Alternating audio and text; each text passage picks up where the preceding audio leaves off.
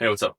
I'm a student in Korea, and let's go have Korean barbecue for dinner. And let me take you through basically normal dinner for me.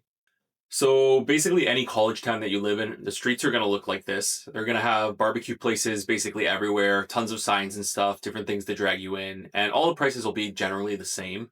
There's no places that really kind of have a way higher price than any other. So, you can basically go to any place without feeling ripped off or having any problems. This place had a self bar, and everything was all you could eat, refillable, which is really nice because some of these places where when the meat's a little bit more expensive, you can just kind of fill up on sides and not have to worry about ordering a ton of extra meat. And we ended up going with pork belly. And of course, we got all our sides and everything like that. And we also did a little bit of beef, just kind of like really thinly sliced beef, which is called chador.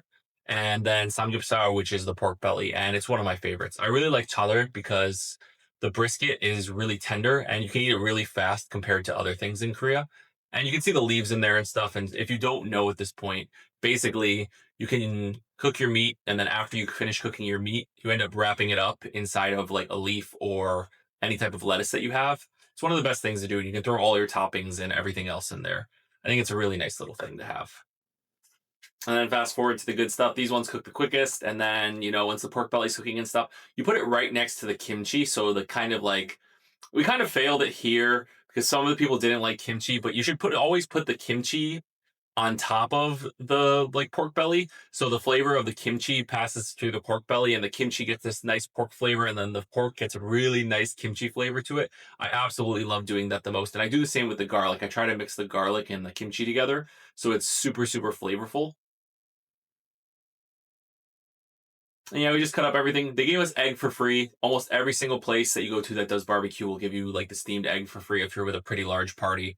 And then this is samjang, and then they also have sesame oil and salt and pepper to dip it in. I love the samjang. It's bean paste, and it doesn't sound good by just saying bean paste, but it's a super savory, salty, and a little bit sweet. And it really complements the meat so well. It's probably the best condiment that you could have with meat in Korea.